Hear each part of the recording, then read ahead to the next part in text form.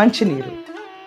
ఎంతమందికి తెలుసు మనం భోంచేసేటప్పుడు కానీ లేకపోతే ఇతరులతో సంపాదించేటప్పుడు మన పక్కన ఒక గ్లాస్లో నీళ్ళు ఉన్నప్పుడు నెగిటివ్గా మాట్లాడితే దాని ఇంపాక్ట్ డిఫరెంట్గా ఉంటుందని. ఈరోజు దాకా ఈ సైంటిఫిక్ డెవలప్మెంట్స్ దీన్ని చూస్తున్న ఈ తరుణంలో ప్రతి ఒక్కళ్ళు అంబుష్ చేసి పడేస్తారు. వాటర్కి వైబ్రేషన్స్ ఉండటం ఏంటి, శబ్దానికి వైబ్రేషన్స్ ఉండటం ఏంటి, అది కూడా నీళ్ళని ఇంపాక్ట్ చేయడం ఏంటి, and at the same time వాటర్కి మెమరీ ఉండటం ఏంటని కొట్టి పడేస్తారు.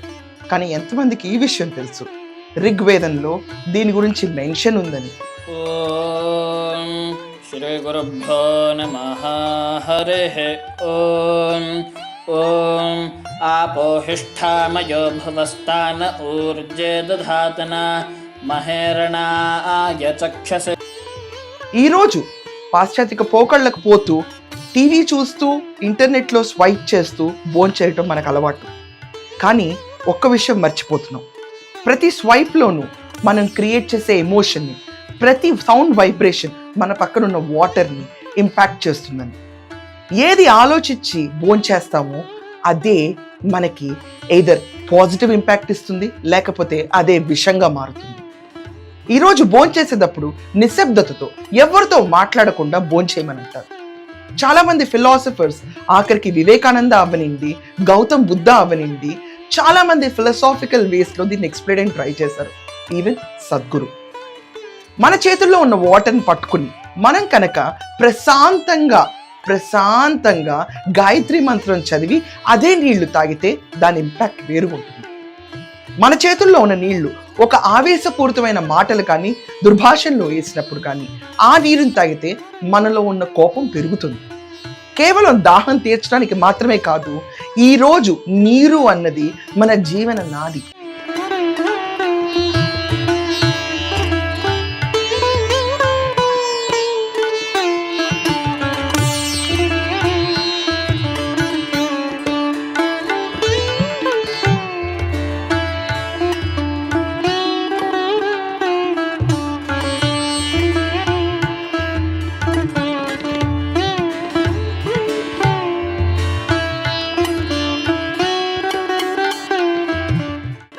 చాలా మందికి అర్థం కాని విషయం ఏంటంటే, ఎంతో హైట్స్ నుంచి వాటర్ పడుతున్నప్పుడు దాని పవర్ని మనం అబ్జార్బ్ చేస్తాం, చాలా పవర్ఫుల్గా ఫీల్ అవుతాం. వాటిని చూసినప్పుడు మనం చాలా మినిస్క్యూల్గా కనిపిస్తాం, చాలా చిన్నగా అనిపిస్తుంది.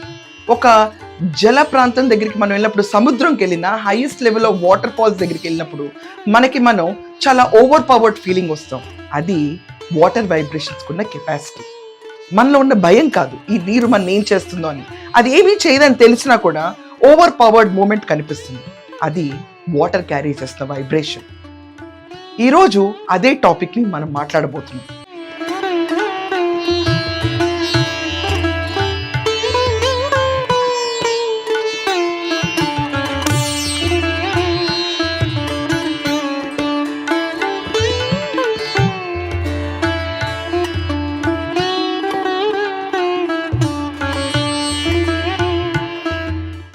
జాపనీస్ ఆథర్ మసారు ఎమిటో దీని గురించి మాట్లాడుతూ ఏమన్నారంటే, పాజిటివ్ వర్డ్స్ అంటే చాలా ప్యూర్ థాట్స్తో పాజిటివ్ వర్డ్స్ మాట్లాడినప్పుడు మన పక్కనున్న వాటర్ బ్యూటిఫుల్ క్రిస్టల్స్గా ఫామ్ అవుతుందంట. అదే కనుక మనం చాలా పరుష పదాలు, హార్ష్ వర్డ్స్ని యూజ్ చేసినప్పుడు అదే చూసుకుంటే అగ్లీ క్రిస్టల్స్ కింద ఫామ్ అవుతుంది. దీనిపైన ఆయన ఒక ఎక్స్పెరిమెంట్ కూడా చేసి పేపర్ కూడా పబ్లిష్ అయింది. మనం ఇంకా అబ్జర్వ్ చేస్తే డీటెయిల్డ్గా మనం ఏది మాట్లాడతాము, ఏది ఆలోచిస్తాము, ఆ ఆలోచనని పక్కన పెట్టి ప్రశాంతమైన మూడ్లో మంచినీళ్ళు తాగాలి. She gave the water to me. I just held it in my hands for 1 minute and gave it back to her. I said, drink it. She drank it and burst into tears and started crying loudly. It is sweet, she is crying. I said, that's all it is. ఎక్కడన్నా అలజడిగా అనిపిస్తే ఇమ్మీడియట్గా అలజడి topics జరుగుతున్నా, discussion జరుగుతున్నా, మన మనశ్శాంతి లేకుండా ఉన్నా కూడా కొంచెం వాటర్ బాడీస్ నుంచి దూరంగా ఉండాలి. వాటర్ బాడీస్ నుంచి దూరంగా ఉండటమే కాకుండా తర్వాత మనం మంచినీళ్ళు తాగాలనుకున్నా, ఫుడ్ తినాలనుకున్నా ఒక ప్రశాంతమైన స్టేజ్కి మన బాడీని, మైండ్ని తీసుకొచ్చాకే ఆహారాన్ని స్వీకరించాలి. టీవీ చూస్తా కూర్చుని భోంచేయటం వల్ల ఏం జరుగుతుంది అనుకుంటున్నారా? మనం భోంచేసే ప్రతి పదార్థం మన కణాల్లోకి వెళ్ళి ఇంపాక్ట్ ఇస్తుంది. కేవలం మన మెటబాలిక్ ఎనర్జీ కోసమే కాకుండా ఈరోజు ఋగ్వేదాలో దీని గురించి క్రిస్టల్ క్లియర్ ఇంటర్ప్రిటేషన్స్ రాస్తున్నాయి. ఏంటంటే జస్ట్ ఎనర్జీ మాత్రమే కాదు, మన భావాలని, దానికి సరిపడా జబ్బుల్ని కూడా క్రియేట్ చేస్తుంది మన ఫుడ్ అండ్ వాటర్.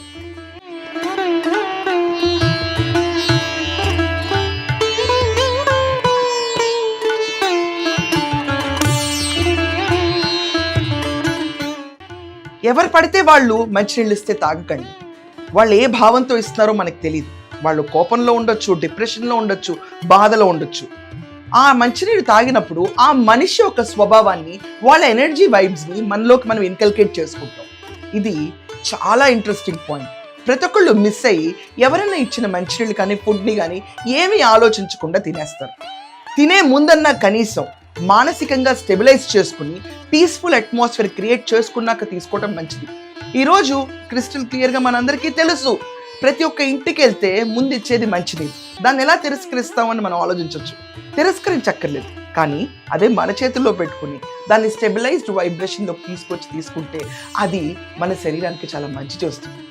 లేదు, డిస్టర్బ్డ్ అట్మాస్ఫియర్లోనే భోంచేస్తాం, డిస్టర్బ్డ్ అట్మాస్ఫియర్లోనే మంచినీరు తాగుతాం అని అనుకుంటే ఈ వైబ్రేషన్, శబ్ద కణాలు అనేవి ఏవైతే ఉన్నాయో ఇవి మన శరీరంలోకి వెళ్ళి చాలా డిసీజెస్కి ఎంకరేజ్మెంట్కి తీసుకెళ్తాయి. హై అమౌంట్ ఆఫ్ ప్రెషర్ని క్రియేట్ చేస్తాయి.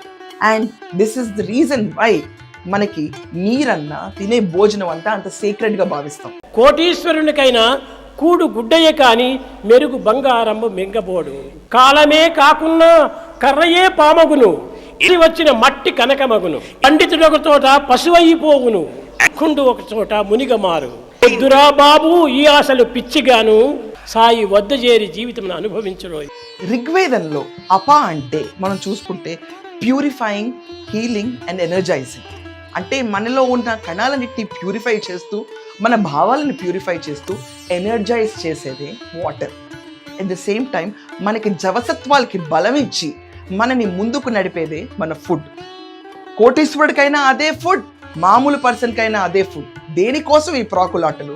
ఒకే ఒక్క నిమిషం మనం జీవన శైలిని కొంచెం ఆపి, మనకున్న ఒడిదుడుకుల్ని పక్కన పెట్టి, మనకున్న కక్షా కార్పణ్యాలను పక్కన పెట్టి, మనం అనే మాటలకి ఎదుటి వ్యక్తి బాధపడటం మాట పక్కన పెట్టండి.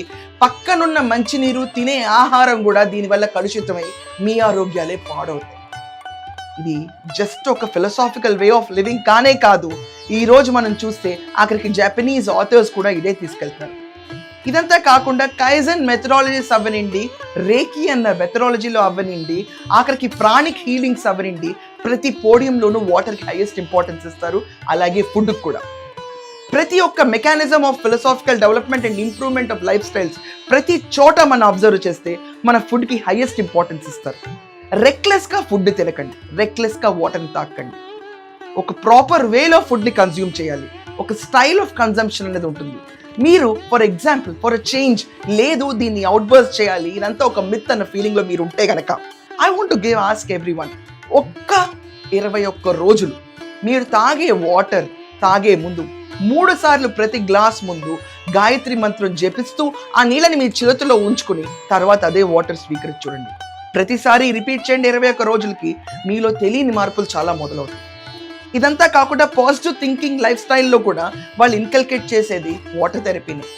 వాటర్ గ్లాస్ని మన చేతిలో ఉంచుకుని మనకు కావాలనుకున్న విషయాలన్నింటినీ మన చేతుల్లో ఉన్న వాటర్కి ఇన్వైట్ చేసుకుంటూ, మనకు కావాల్సిన కోరికలన్నిటికీ గ్రాటిట్యూడ్ ఫీల్ అవుతూ ఆ వాటర్ని తాగితే చాలా వరకు మీరు కోరుకున్న కళలు నెరవేరుతాయని చెప్తారు. ఇది ఎవరో తీసుకొచ్చి పెట్టిన కొత్త విషయం కాదండి. పాశ్చాత్య దేశాల నుంచి వచ్చిన చాలా వరకు ఫిలాసఫర్స్ తిరిగి మన ఋగ్వేదంలో ఉన్న విషయాన్ని మనకి నెమరవేస్తున్నారు. కానీ simple and easy philosophical line తీసుకుంటే కనుక, yes water has vibrations, yes water has memory, yes food has memory, yes food has vibrations. ఇవి లోపలికి వెళ్ళేటప్పుడు మనలో ఆరోగ్యాన్ని నింపాలంటే ఆరోగ్యాన్ని, శాంతిని నింపాలంటే శాంతిని, అశాంతి మరియు జబ్బులు నింపాలన్నా ఇవే ప్రధాన కారణం. సో దయచేసి ఇక్కడి నుంచి నీరే కదా, నా పక్కన ఒక గ్లాస్ ఉంది, నేను ఇంకొకరితో హార్ష్ వర్డ్స్ మాట్లాడుతున్నాను, తర్వాత అదే గ్లాస్లో నీళ్ళు తాగుతానంటే ఈ పొరపాటు మాత్రం చేయదు. దీనివల్ల నష్టపోయేది మీరే. నీరు, ఫుడ్ మర్యాద ఇచ్చి ప్రశాంతతతో స్వీకరిస్తే దాని నుంచి వచ్చే బెనిఫిట్స్ ఎన్నో మనం ఎంజాయ్ చేస్తాం. ఇది కేవలం ఒక ఫిలసాఫికల్ అప్రోచ్ కానే కాదు, ఇది ఒక మెంటల్ పీస్కి, స్టెబిలిటీకి ముందడు. ఐ హోప్ ఇక నుంచి మీరందరూ ఈ పద్ధతిని పాటిస్తారని ఆశిస్తూ I'm concluding my show. That's all for now. Thank you.